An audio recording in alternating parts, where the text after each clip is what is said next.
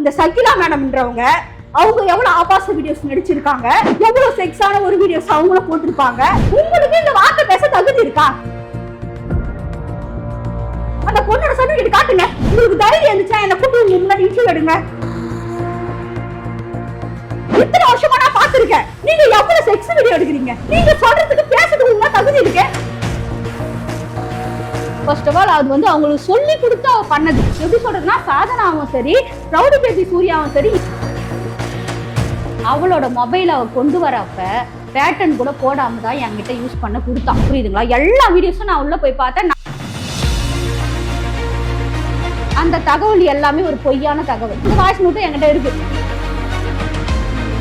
ஆனா அந்த பொண்ணு மேல வந்து ஒரு தேவையில்லாத ஒரு பழியை போடுறாங்க. திவ்யாவோட அம்மாவோட நிலைமை நினைச்சு பாருங்க.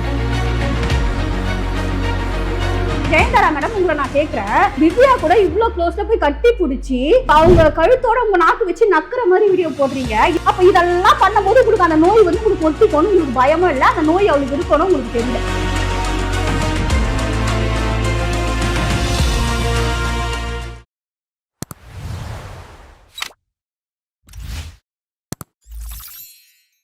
ஹாய் ஹலோ ஒயிட் ஹவுஸ் நேயர்களுக்கு வணக்கம். நான் உங்க விஜய் பிரவீன். பலான வீடியோக்களை எடுக்கக்கூடிய நம்ம திவ்யா கல்லச்சி வந்து இப்ப கைதாகியிருக்காங்க. அவங்களுடைய நண்பர் வந்து பேப்பர் ஐடி விஜய் நித்யா அவங்க நம்ம கூட இருக்காங்க. அவங்கள பத்தி பல திடுக்கிடும் உண்மைகளை நம்ம கிட்ட பகிர்ந்துக்கிறதுக்காக வந்திருக்காங்க. வாங்க. வணக்கம் மேடம், எப்படி இருக்கீங்க? வணக்கம் சார். எதனால திவ்யாவை கைது பண்ணாங்க? திவ்யாவுக்கும் அந்த வழக்குக்கும் என்ன சம்பந்தம்? முதல்ல இப்போ வந்து திவ்யா வந்து கொஞ்ச நாளா நான் வந்து ஒரு இடத்துல இன்டர்வியூ கொடுத்துருந்தேன். ஃபர்ஸ்ட் அந்த இன்டர்வியூ கொடுக்குறப்ப அவளோட இது வந்து எனக்கு கொஞ்ச நாளா அவளுக்கும் எனக்கு எந்த ஃப்ரெண்ட்ஷிப்பும் கிடையாது. ஒரு பிரச்சனை வந்ததுனால அவளை வந்து இது பண்ணிட்டேன். அவகிட்ட நான் பேசுறது கிடையாது, சரியா ஓரளவுக்கு எனக்கு தெரியாது. திடீர்னு தான் கொஞ்ச நாளா என்ன ஆச்சு, இந்த மாதிரி இஷ்யூ வந்துச்சு. அவ கடைசியா பேசினது வந்து என்கிட்ட வந்து நான் வந்து கார்த்திகை கல்யாணம் பண்ண போறேன், அந்த மாதிரி நான் போறேன்னு சொல்லிட்டு எனக்கு ஒரு மெசேஜ் போட்டு இருந்தான். சரி அப்படியான்னு சொல்லிட்டு ஓகேன்னு பார்த்தா அப்புறம் கல்யாணம் நடந்து இவங்க வீடியோஸ்லாம் பண்ணியிருந்தாங்க. அது வரைக்கும் எனக்கு நானும் பார்த்துட்டு இருப்பேன், ஓரளவுக்கு எல்லாமே தெரியும். திடீர்னு வந்து இந்த மீடியாவில் வந்து இந்த பொண்ணு வந்து பாலியல் வந்து செஞ்சுது, 2 குழந்தைங்களுக்கு 3 குழந்தைங்க பாலியல் டார்ச்சர் கொடுத்துதுன்னு சித்ரான்றவங்க ஒருத்தங்க மீடியாவில் எல்லாருமேலேயும் ஒரு குற்றச்சாட்டை வச்சாங்க. இப்போ அது ஒரு தீர்ப்புக்கு வந்துடுச்சு. அது வந்து அவங்கவுங்க தண்டனைகளை அனுபவிச்சுன்னு இருக்காங்க. இந்த இடையில வந்து அந்த பொண்ணு வெளியவே இல்லை, அதுவே ஒரு குற்றவாளி, அதுவே ஒரு பாலியல் ஒரு கொடுமையை அதுவே அனுபவிச்சுட்டு இப்போ ஒரு குற்றத்தை அனுபவிச்சுன்னு உள்ள போயிருக்கு. ஆனா அந்த பொண்ணு மேல வந்து ஒரு தேவையில்லாத ஒரு பழியை போடுறாங்க. எப்போ திவ்யா வந்து சென்னைக்கு வந்தாலும் அடைக்கலம் கொடுத்தது நித்யா பேப்பர் ஐடி தான்ன்றது அவங்களுடைய நெருங்கிய வட்டாரங்களுக்கு ஓரளவுக்கு தெரியும். ஆனா ஒரு கட்டத்துல வந்து திவ்யாவுக்கும் நித்யாவுக்குமே ஒரு பிரச்சனை உருவாகுது. இரவு நேரத்துல வந்து நித்யா வீட்டுல இருந்து அடிச்சு துரத்தப்பட்டாரு, கொடுமைப்படுத்தப்பட்டாங்க, அப்படியே ரோட்ல கத்திக்கிட்டு புடவையில கிழிச்சிட்டு ஓடினாங்கன்ற மாதிரி விஷயங்கள்லாம் நாங்க கேள்விப்பட்டோம். இது உண்மையா? அப்படி என்ன நடந்தது உங்க 2 பேருக்கு மத்தியில? என்ன பிரச்சனை? அந்த பிரச்சனை தான் சார் நான் உண்மையிலே இப்போ சொல்றதுக்கு உங்களுக்கு டீடைல்ஸா இப்போ, ஏன்னா யாருக்குமே அது தெரியாது, அவளுக்கே தெரியும். அவளே கூட ஒரு வாய்ஸ் வந்து போட்டிருப்பா, மத்தவங்க பேச்சை கேட்டு நான் உன்னை சண்டை போடுறது தப்புடி அப்படின்னு சொல்லிட்டு அவளே கேட்டு. அந்த வாய்ஸ் நோட் இருக்கு. ஆமா, அந்த வாய்ஸ் நோட்டு என்கிட்ட இருக்கு. அதான் மத்தவங்க பேச்சு நம்ம கேட்க கூடாது.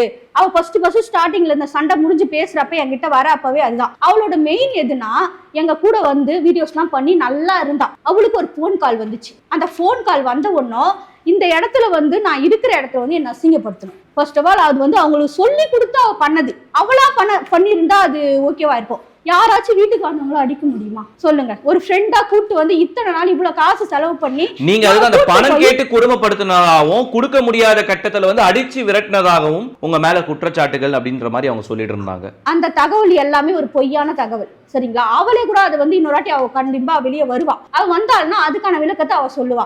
அவளுக்கு எப்படி ஆயிடுச்சுன்னா, நாங்க வந்து இந்த மாதிரி கத்தாத நைட்ல ஒரு 11 மணி கிட்ட ஆயிடுச்சு. அந்த டைம்ல வந்து அவளுக்கு ஒரு போன் வந்துச்சு.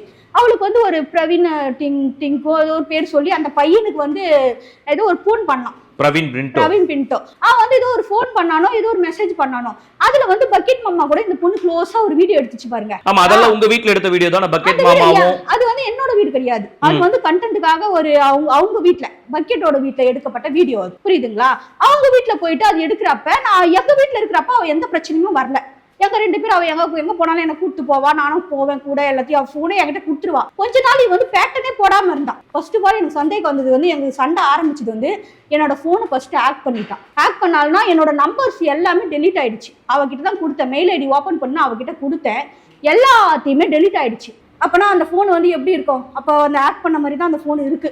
ஹேக் பண்ணிட்டா, அதுதான் உண்மை. ஏன்னா நான் ஒளிவு மறைவா சொல்லலை. இது என்ன பண்ணிட்டு ஒரு பயம் வந்துச்சு. ஐயோ எப்போ நம்மளை என்ன பண்ணுவாளோ எது பண்ணுவாலோ, நம்மளை தான் போலீஸ் வச்சு பிடிச்சி குத்துருவாளோ, சுமதி வர வச்சு பிடிச்சி குத்துருவாளோ, அந்த ஒரு பொண்ணு கேஸு குத்துச்சு, அந்த பொண்ணை வச்சு வர வச்சு இது பண்ணுவாளோ அப்படின்னு சொல்லிட்டு ரொம்பவே மன இதுவாகிட்டான். ஆகிட்டு நான் வீட்டுக்கு போகிறேன். ஒரு 11 மணிக்கு நம்ம வீட்டாண்ட வந்து ஒரு பொண்ணு போதுன்னா நம்ம வேணான்னு சொல்லுவோமா போன்னு சொல்லுவோமா? வேணான்னு தானே சொல்லுவோம். அந்த மாதிரி நான் சொன்னதுக்கு அவன் வந்து கத்த ஆரம்பிச்சிட்டா. அப்படி க்ரௌட் அப்படின்னா ஆயிடுச்சுன்னா பக்கத்தில் இருக்கிறவங்க எல்லாமே க்ரௌடாக வர ஆரம்பிச்சிட்டாங்க. ஏன்டே இப்படி பண்ணுற அப்படின்லாம் சொல்லிட்டு இது பண்ணி அவள் கத்துறா. அவளே கத்துறா சார். அவள் பார்த்துட்டு சும்மாவே ஏன்டே இப்படி கத்துற இப்படிலாம் பண்ணுற ஜனங்கள் எல்லாமே கேட்குது. எதுக்கு இந்த பொண்ணை கூப்பிட்டு வந்து இத்தனை நாள் வச்சு அதுக்கு துணி துவச்சி போட்டு அது சமைச்சு போட்டு அது எங்கெங்கேயோ கூப்பிட்டு போட்டு இவ்வளோ காசு செலவு பண்ணி உனக்கு நாடி லாபம் இவ்வளோ அசிங்கப்பத்துறாள் இவனு சொல்லிட்டு எல்லா ஜனத்துக்கும் இருக்கிற ஜனங்க மொத்தத்துக்கும் கோவம் வந்துச்சு. சரின்னு சொல்லிட்டு என்ன பண்ணுற அப்படியே ஓடுறா சார் பைபாஸில். எதுக்கு ஓடுறானே எனக்கு புரியல. இருடி நான் உனக்கு ஓலை புக் பண்ணி அனுப்புறேன்னு நான் சொல்கிறேன். ஓலை புக் பண்ணி அனுப்புகிறேம்மா நீ இருமான்னு நானும் சொல்கிறேன். இருக்கிறவங்க எல்லாமே சொல்கிறாங்க. அவளுக்கு நான் போகிறேன்னு சொல்லிட்டு அந்த டைமில் செருப்பை கூட கீழே கழட்டி போட்டு ஓடுறா சார். அதை வந்து அப்புறம் வீட்டுக்கு போய் அவன் என்ன சொல்கிறான், என்னை திட்டிலாம் வீடியோ போடுறா, எங்கள் வீட்டை குடும்பத்தை அசிங்கப்பத்தா, நான் பக்கெட்டு குடும்பத்தை அசிங்கப்பத்தினா எல்லாத்தையும் பண்ணிட்டு அப்புறம் ஒரு நாள் சொல்கிறா, நான் வந்து ரோட்டில் ஓடணும் பற்றியா, அது வந்து சும்மா ஆக்டிங் தான் அப்படின்ட்டு வீடியோ போடுறான். நான் நிறைய பொருளுங்க அவளுக்கு கொடுத்தேன், நிறைய ட்ரெஸ் எடுத்து கொடுத்தேன், சாரி எடுத்துக்கலாம் வந்து நான் கொளுத்திடுவேன் அப்படின்னு வீடியோ போடுறான். பக்கெட்டு வீடியோ அவங்க குடும்பத்தை ஃபேமிலி வச்சு அவ்வளோ அசிங்கப்பத்தி வீடியோ போட்டான். சரி இதெல்லாமே கூட போட்டு நான் மறந்துட்டேன் சார். ஒரு 6 மாதத்துக்கு மேலே ஆயிடுச்சு. இந்த கதைலாம் நடந்து 8, 9 மாதம் 1 வருஷம் ஆக போகுது. முடிஞ்சு போயிடுச்சு இந்த கதை. சரி நான் அமைதியாக இருந்தேன். ஒரு நாள் ஹெல்ப் கேட்டு என்கிட்ட வந்தான். இந்த மாதிரி எப்போனா இப்போ ஒரு லேட்டஸ்ட்டாக ஒரு 4-5 மாதத்துக்கு முன்னாடி, இந்த கல்யாணம் ஆகிறதுக்கு முன்னாடி அப்போதான் நான் அவகிட்ட பேச ஆரம்பிச்சேன். கண்டாரோலி கார்த்திக்கும் திவ்யா கள்ளச்சிக்கும் கல்யாணம் நடக்கும் பொழுது ஆமா பேசுறாங்க. எப்படி கன்சல்ட் பண்றாங்க. இவ வந்து என்னோட பேரை சொல்லி எல்லா சேனல்லையும் என் வீட்டுக்காரன்னு சொல்லிட்டாண்டி, அதனால வந்து அவன் தான் வந்து ஃபேமஸ் ஆகுறான் அப்படின்ட்டு இவ சொல்லிட்டான். என்கிட்ட பேச நீண்ட நாள் பிரச்சனைக்கு அடுத்து உங்ககிட்ட பேசுறாங்க. அவங்களே தான் வந்து பேசுறாங்க என்கிட்ட. நான் தாண்டி உனக்கு பிரச்சனை எப்படிலாம் இப்படி இருக்குன்னா ஏதாச்சும் ஒரு மெசேஜ் போடுவேன். ஏன் இந்த மாதிரிலாம் எல்லாருக்கிட்டையும் போய் சண்டை வலிச்சுன்னு இருக்கியடி அப்படின்னு சொல்லி நான் மெசேஜ் போடுறப்ப அவள் இந்த மாதிரி என்கிட்ட சொல்றா, இந்த மாதிரி கார்த்தின்றவன் வந்து என் பேர் யூஸ் பண்ணி எல்லா சேனல்ஸ்லையும் போட்டு பெரிய ஆளா ஆயிட்டாண்டி, அவனை எப்படியாச்சும் இந்த கண்டென்ட்டை நான் உடைக்கணும் அப்படின்ட்டு அவன் என்கிட்ட சொன்ன வார்த்தை அதுதான். அதனாலதான் என்ன பண்ணா, நான் உண்மையிலேயே போய் கல்யாணம் பண்ண போறேன், அவன் கூட நான் போய் உண்மையிலேயே கல்யாணம் பண்ணி நான் வீடியோ போட்டா அந்த கண்டென்ட் உடஞ்சிரும் அப்படின்ட்டு அவ சொல்லிட்டு போனா. இது மட்டும் தான். ஆனா வந்து உண்மையாவே அவங்க 2 பேருக்கு திருமணம் ஆச்சா? உண்மையிலே திருமணம் ஆச்சுன்னா அதெல்லாம் அந்த டைம்ல நான் பேசவே இல்லை சார் அவகிட்ட. திவ்யா கள்ளச்சியுடைய மொபைல்ல 20க்கும் மேற்பட்ட ஆபாச வீடியோ கைப்பற்றப்பட்டதுன்னு சொல்லப்படுது. அதுவும் பாத்தீங்கன்னா முக்கியமான யூடியூபர்ஸ்கள் திருச்சி சாதனா, ரவுடி பேபி சூர்யா, சித்ரா, அந்த மாதிரி முன்னணி யூடியூபர்ஸ் உடைய நிர்வாண வீடியோ அந்த மொபைல்ல இருந்ததுன்னு சொல்லப்படுது. அதை பத்தி நீங்க என்ன நினைக்கிறீங்க? உங்க வீட்டுல அவ இருக்கும் பொழுதே இந்த மாதிரி வீடியோஸ்லாம் அவ மொபைல்ல இருந்ததா? அதுதான் சார் சொல்றேன். அதுதான் இல்ல சார். அவளோட மொபைல் அவ கொண்டு வரப்ப பேட்டர்ன் கூட போடாம தான் என்கிட்ட யூஸ் பண்ண கொடுத்தான். புரியுதுங்களா? எல்லா வீடியோஸும் நான் உள்ள போய் பார்த்தேன். நான் தான் அவனுக்கு வீடியோஸ் எடுப்பேன். நான் தான் அந்த வீடியோஸ் எடுத்து அவகிட்ட கொடுப்பேன். அவ யூடியூப்ல ஃபேஸ்புக்ல எல்லாத்தையும் ஒரே டைம்ல போடுவான். அந்த மாதிரி போடுறப்ப அப்போ ஏதாச்சும் ஒரு தப்பான வீடியோஸ் தான் என் கண்ணில் படுமை படாதா? 2 ஃபோன் வச்சிருப்பாங்க. அந்த 2 ஃபோனுமே என்கிட்ட மாத்தி கொடுப்பா. ஒன்று இதில் அவ வீடியோஸ் போடுறப்ப இந்த ஃபோன் என்கிட்ட இருக்கும், இந்த ஃபோன்ல அவ பண்றப்ப அந்த ஃபோன் இருக்கும். எல்லா ஃபோனும் கால் அட்டன் பண்றது வந்து யூடியூப் லைவ் வரைக்கும் எல்லாமே அவ என்னை வச்சுதான் போட்டுன்னு வந்தான். புரியுதுங்களா? அந்த மாதிரி போடுறப்ப அதுல எந்த ஒரு அசிங்கமான வீடியோஸும் நான் பார்த்ததும் கிடையாது, இல்லவும் இல்லை. அதுக்கப்புறமேட்டு வந்து இந்த கார்த்தி கல்யாணம் பண்ணி அந்த வீட்டுக்கு போனா பாருங்க, அப்போ வந்து கடைசியா ஒரு லைவ் நான் அவ போடுறப்ப நான் ஒரே ஒரு கால் பண்ண அவளுக்கு. அந்த கால்ல கேட்கிறப்ப நான் சென்னை வரண்டி ஒரு சேனல்ல வந்து இன்ட்ரடியூஸ் கொடுக்க போறேன் அப்படின்ட்டு சொன்னா, இன்டர்வியூ கொடுக்க போறேன் அப்படின்னு சொன்னான். அப்படி சொல்ல கடைசியா நான் பேசினது அந்த ஒரு வார்த்தை மட்டும்தான் அவகிட்ட. சரிங்களா? அதுக்கப்புறம் வந்து இந்த மாதிரி இஷ்யூ வந்து இன்னொருத்தவங்க பேசுறப்ப நான் பாக்குறேன், இவன் நல்லா தானே இருக்கா, கல்யாணம் பண்றா, ஜாலியா கண்டென்ட் போடுறா. அதுக்கப்புறம் வயசான ஒரு ஆள் கூட போய் கண்டென்ட் போட்டா கல்யாணம் பண்ணா, அப்ப கல்யாணம் கண்டென்ட் தானே ஜனங்க. கடைசியா நீங்க சொன்ன மாதிரி இந்த வயசான மனிதர் கூட திருமண கண்டென்ட் போயிட்டு இருக்கும் பொழுதுதான் இந்த வழக்கு வந்து வெளியில வருது, யூடியூப்ல வந்து பேசப்படுது. இதை பத்தி இந்த மாதிரி பேசினே இருக்கிறப்ப இந்த பக்கம் கார்த்தி சைடு பக்கம் வந்து அவங்க அக்கா வீடு சைடும் சரி, ஜெயந்தா ஒரு பொண்ணு, அந்த பொண்ணு சைடும் சரி, இவங்களுக்குள்ள செம்ம ஃபைட் நடக்க ஆரம்பிச்சிச்சு. உள்ளுக்குள்ளே சண்டை நடக்குது. இப்ப திடீர்னு வந்து இவன் இடத்துல வீடியோ எடுத்துட்டு இருக்கா.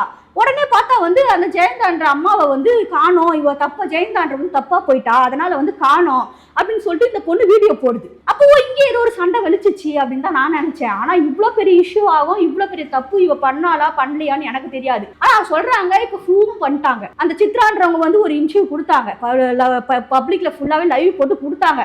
அப்படி குடுக்கறப்ப இந்த மாதிரி வந்து இத்தனை பேர் சம்பந்தப்பட்டது. என்னதான் சித்ரா வந்து இன்டர்வியூ கொடுத்தாலும் கைது செய்யப்பட்ட முதல் குற்றவாளியே சித்ராவா தான் பார்க்கப்படுறாங்க. எஸ், ஆமா சார். இப்போ வந்து நம்ம ஒரு குற்றம் செய்யறோம்னு வச்சுக்கோங்களேன், அந்த குற்றம் செய்யறவங்களோட அது செய்ய தூண்டுறவங்களுக்கு தான் தண்டனை அதிகம். இதுதான் நம்ம சட்டம், புரியுதுங்களா? அந்த மாதிரி இருக்கிறப்ப இந்த சித்ரான்றவங்க தான் இவளை மாட்டி விடணும், இவளை செய்யணுன்றதுக்காக அந்த காசை கொடுத்து கார்த்திகிட்டையே, திவ்யாவுக்கு தெரியாம கார்த்திகிட்ட இவங்க 2 பேரும் இது பண்ணி காசை கொடுத்து, அவ காசு கொடுத்தா என்ன வேணா பண்ணுவா, இந்த மாதிரி பண்ண வைங்க அப்படின்னு சொல்லி பண்ண வச்சு, அதுவும் ஒரு எப்படி சொல்றதுன்னா காசுக்காக ஏதோ பண்ற ஒரு பொண்ணு. காசுக்காக அவ தப்பான காசுக்காக என்ன வேணா பண்ணலாமா?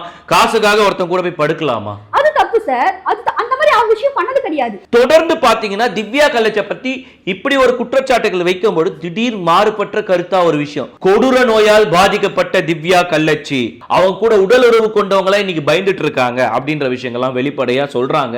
உங்களுடைய நெருங்கிய வட்டாரத்துல திவ்யா கள்ளச்சி இருந்தாங்க, நீங்க அதை எப்படி பாக்குறீங்க? உண்மையாவே திவ்யா கள்ளச்சிக்கு அந்த மாதிரி சொல்லக்கூடிய ஒரு வியாதி இருக்கா? அதுதான் சார் சொல்றேன். இப்போ வந்து நம்ம இந்த மீடியால இருக்காங்க பாத்தீங்களா, நம்ம சமூக வலைதளத்துல இருக்கிறவங்க, சாதனா, திருச்சி ரவுடி பேபி சூர்யா, இவங்க கொஞ்சம் பேர் வந்து வீடியோஸ் ஆபாசமா பண்றாங்க அப்படின்னு சொல்லிட்டு குற்றச்சாட்டு வச்சு பாலியல் செய்யறாங்க அப்படின்னு திவ்யா கள்ளச்சி அரெஸ்ட் பண்ணாங்க. சரிங்களா? இது மூலியமா வந்து இவங்க எல்லாமே வந்து மறைமுகமா தான் பண்ணாங்க. எப்படி சொல்றதுன்னா, சாதனாவும் சரி, ரவுடி பேபி சூர்யாவும் சரி, இவங்க எல்லாம் வந்து மறைமுகமா தான் தன்னுடைய வேலையை பார்த்தாங்க. ஆனா வந்து பாலியல்ல வன்கொடுமை ஒரு சின்ன குழந்தைய செஞ்சாங்கன்ற அந்த கொஸ்டின்ஸ் வந்து எங்கேயுமே அவங்க கைமார்க்கெல்லாம் அவங்க வாங்கல. புரியுதுங்களா? அவங்க அந்த கெட்ட பேரு அவங்க வாங்கல. ஓகேவா? இதுல இந்த கெட்ட பேர் வாங்குனது யாருன்னா திவ்யா. திவ்யா தான் அந்த பாலியல் வன்கொடுமை செஞ்சாங்க குழந்தைய, அதனாலன்னு சொல்லிட்டு உள்ள போனோம் அப்படின்ட்டு சொல்றாங்க. புரியுதுங்களா? அந்த மாதிரி பண்றப்ப எப்படி சொல்றதுன்னா, இவளுக்கு வந்து இப்ப உள்ள போயிட்டான், அவ குற்றவாளின்னு சொல்லி உள்ள போயிட்டாங்க. இப்ப அவ இல்லாத சமயத்துல வந்து அவ மேல வந்து இவ்வளவு பெரிய ஒரு குற்றச்சாட்டை போடுறாங்க. ஆனா அவளுக்கு ஒரு சர்டிபிகேட் இருக்கா பாருங்க, அவளுக்கு இந்த நோய் இருக்குன்னு ஒரு சர்டிபிகேட் அவங்க கையில எடுத்தாங்களா? இல்ல செக் பண்ண டாக்டர் சொல்றாங்களா? இல்ல டெஸ்ட் பண்ண நர்ஸ் சொல்றாங்களா? யார் சொன்னது? நீங்க பேசுறீங்க அந்த பொண்ணுக்கு இந்த நோய் இருக்குன்னு பேசுறீங்க. அவ திவ்யா கள்ளச்சி, அந்த கதையை விடுங்க, அவளோட இது சொல்றா, அவ பேரு, அவ ஒரு பொண்ணு இல்லையா? இந்த சமூகத்துல அவ ஒரு பொண்ணு, புரியுதுங்களா? அவ உள்ள போயிட்டு இந்த வழியை வந்து எப்படி அவ தாங்கிட்டு வெளியே வருவா, அதையே வந்து மக்கள் ஏத்துக்க மாட்டாங்க. இவ வந்து ஒரு 2 குழந்தைங்க இந்த மாதிரி பண்ணிட்டு வந்தாங்க சொல்லிட்டு அந்த வழியவே அவங்க ஏத்துக்க மாட்டாங்க. நாளைக்கு நீங்க இந்த குற்றச்சாட்டை இந்த பொண்ணு மேல வைக்கிறீங்களே, நாளைக்கு அவ வெளியே வர முடியுமா? வெளியே வந்து ஒரு கடையில போய் ஒரு பொருள் வாங்க முடியுமா? அவளை நம்பி ஒரு குடும்பம் இருக்கு, ஒரு ஃபேமிலி இருக்கு, அவங்க அம்மா இருக்காங்க, அவங்க அக்கா இருக்கு, அவங்க அக்கா குழந்தைகளை படிக்க வைக்கணும். அது என்கிட்ட சொல்லியிருக்கா, இந்த மாதிரி குழந்தைகளை படிக்க வைக்கணும், நீ நகையில வச்சுதான் நான் படிக்க வைக்கிறேன், கஷ்டப்படுறேன்னு சொல்லியிருக்கான். அப்படி இருக்கிறப்ப அவ நாளைக்கு வெளியே வந்து அவ உயிரோட இருப்பாள்ன்றது இந்த விஷயம் அவளுக்கு காதுக்கு போச்சுன்னா, அவளோட உயிருக்கே அவ ஏதாச்சும் பண்ணிட்டாள்னா அப்ப இது யாரு மேல வரும் இந்த கேஸ்? சொல்லுங்க. ஒரு பொண்ணு ஒரு சமூக இதுல இருக்கிறதுனா இந்த சமூகம் வந்து அவளை எப்படி பார்க்கும்? ஆல்ரெடி இவ்வளவு வந்து இவ்வளவு ஒரு துன்புறுத்தலாக அவளை பார்க்க ஒரு அருவருப்பாதான் பார்க்கும். இன்னைக்கு நீங்க ஒரு குற்றச்சாட்டை வச்சிருக்கீங்க, அந்த பொண்ணு வந்து இந்த நோயால பாதிக்கப்பட்டுட்டா, நீங்க எந்த உறுதியில சொல்றீங்க? எங்களுக்கு ப்ரூஃப் காட்டுங்க, நீங்க காட்டுங்க எனக்கு ப்ரூஃபை. நான் இப்ப கேட்கிற எல்லா பொண்ணுங்களுக்கும் அவ என் ஃப்ரெண்டு அதெல்லாம் எனக்கு அப்பாற்பட்ட விஷயம். என்னோட ஃபேமிலியை வசங்க பத்திட்டா, புரியுதுங்களா? என்னோட அப்ப கூட நான் என்ன பண்றேன்னா, இப்ப அவளுக்காக ஏன் பேசினா, ஒரு பொண்ணு, அந்த பொண்ணு வந்து ஒரு மனசாட்சியனான ஒரு பொண்ணு, எல்லார் வீட்லயும் ஒரு பொண்ணு இருக்காங்க. அவ இல்லாதப்ப அவன் மேல இந்த குற்றச்சாட்டை நீங்க போட்டீங்கன்னா அவன் நிரூபிக்க முடியுமா? சொல்லுங்க. இல்ல இந்த தகவல் அவ காதுக்கு போகுமா? எல்லாம் யூனிவர்ஸும் எழுதுறீங்களே, அப்படியே சிறையில வந்து கொடூர நோயால பாதிக்கப்பட்டிருக்கான்னு எழுதுறீங்களா? எப்படி பண்றீங்க? அந்த வார்த்தை நீங்க எப்படி சொல்றீங்க? நாளைக்கு அவ வெளியே வரப்ப இவ தப்பான வந்து ஒரு பக்கம் சொல்லுவாங்க, இவ வியாதி பிடிச்சவனு ஒரு பக்கம் சொல்லுவாங்க. அப்ப எப்படி இந்த சமூகத்துல வாழ முடியுமா? சொல்லுங்க நீங்க. இப்ப ஜெயந்தாரான்னு ஒரு மேடம் இருக்காங்க, அவங்க நான் மரியாதையாவே பேசுறேன், சரிங்களா? அந்த பொம்பளை இருக்காங்கன்னு கூட சொல்ல விரும்பல, ஒரு மேடம் இருக்காங்க, ஜெயந்தாரான்னு ஒரு மேடம் இருக்காங்க. இப்ப திவ்யா கள்ளச்சி வந்து வீடு வீடா போய் வீடியோ போடுறது கண்டென்ட்டுக்காக கூப்பிடுறாங்க. அது மாதிரி அந்த பொண்ணு கூப்பிச்சு, அவங்க அந்த பொம்பளை கூப்பிட்டாங்க, அது கூட அவங்களுக்கு சண்டை வந்துடுச்சு. ஏதோ சண்டை வந்துட்டு நல்லா கட்டி பூச்சி வீடியோ போட்டு நல்லா இது பண்ண நாத்தடிக்கல. திவ்யா மேல உங்களுக்கு நாத்தடிக்கலையாம? நான் கேட்கறேன் உங்களை, ஜெயந்தாரா மேடம் உங்களை நான் கேட்கறேன், திவ்யா கூட இவ்வளோ க்ளோஸ்ல போய் கட்டி பிடிச்சி வீடியோ போடுறீங்க, அவங்க கழுத்தோட உங்க நாக்கு வச்சு நக்குற மாதிரி வீடியோ போடுறீங்க. இந்த மாதிரி நீங்க வீடியோ போடுறப்ப உங்களுக்கு திவ்யா மேல ஸ்மெல் வரலையா? அப்போ வந்து அவங்க கூட நீங்க சாப்பிடுறப்ப பேசுறப்ப அவங்களுக்கு அந்த எய்ட்ஸ் கொடிய நோய் இருக்கு, அது உங்களுக்கு ஒட்டிக்கோன்னு தெரியல. பஸ்ல ஒன்னா உட்காந்து இருக்கிறப்ப தெரியல, ஒரு டீ காஃபி 2 பேரும் ஷேர் பண்ணி குடிக்கிறப்ப தெரியல, ஒரு கடையில போய் ஐஸ்கிரீம் ஷேர் பண்ணி சாப்பிட்றப்ப தெரியல.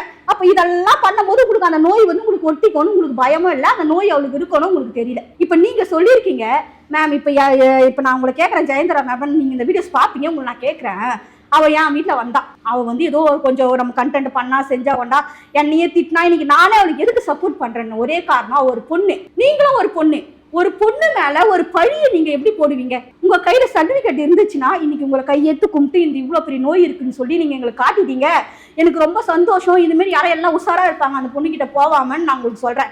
ஆனா நீங்க வந்து எந்த ஒரு ப்ரூஃபும் இல்லாம உங்க அம்மாவை அவ அசிங்கப்படுத்தி வீடியோ போட்டான்ற ஒரே காரணத்துக்காக அந்த பொண்ணு மேல இவ்வளவு பெரிய பழிய போறீங்க, நியாயமா?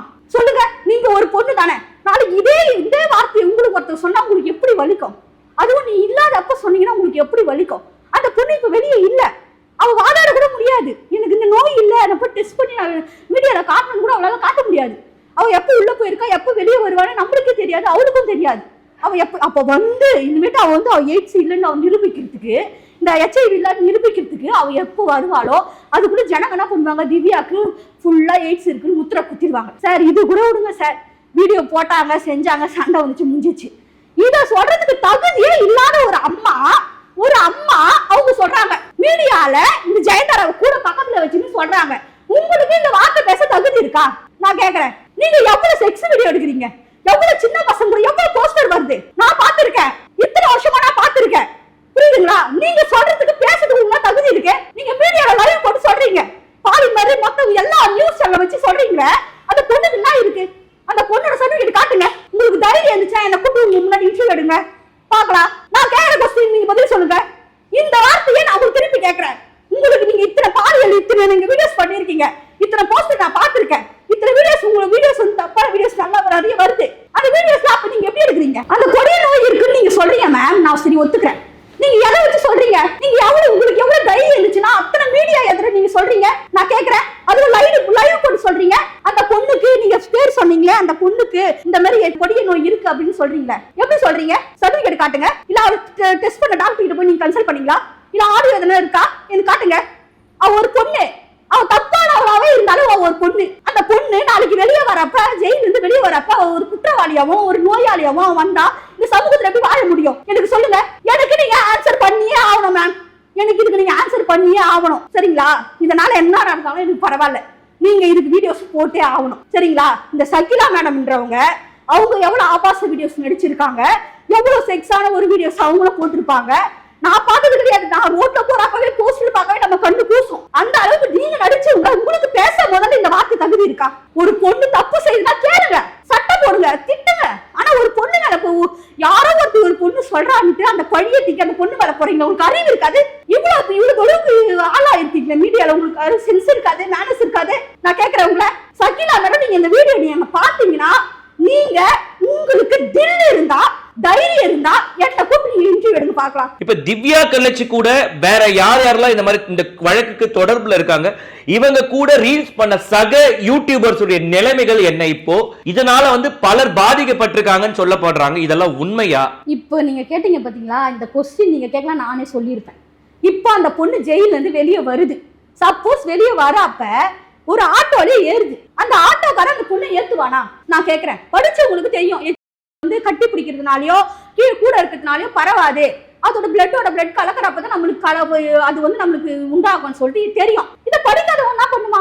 நீ ஆட்டோக்காரன் படிச்சவனாவே இந்த பொண்ணை ஏத்தக்கூடாதுன்னு போயிடுவான். நாளைக்கு ஒரு கடையில போய் தண்ணி கேக்குது, இந்த பொண்ணுக்கு கொடுக்க கூடாது, தெத்தி அடிக்க பொண்ணு சொல்ல இந்த காலம் நடக்குது சார். எங்க ஆல்ரெடியே தொர்த்தி தான் அடிக்கிறாங்க திவ்யா கள்ளச்சிய. ஆல்ரெடி அவ இந்த மாதிரி வீடியோஸ் பண்றாங்க சார். இப்ப ஒரு கொடிய நோய் இருக்குன்னு சொல்றாங்களே, அப்ப அவளுக்கு எப்படி இருக்கும் அவளோட நிலைமை நினைச்சு பாருங்க. இப்ப அவங்க அம்மா இருக்காங்க, அவங்க அம்மா வீட்டுல தனியா இருக்காங்க சார். அவ போய் ஒரு வேலை செஞ்சு இந்த மாதிரி வீடியோ பண்ணி காசு கொடுத்தா அவங்க சாப்பாடு, இல்லைன்னா அவங்களுக்கு சாப்பாடு இல்ல. அந்த வயசானவங்க என்ன பண்ணுவாங்க?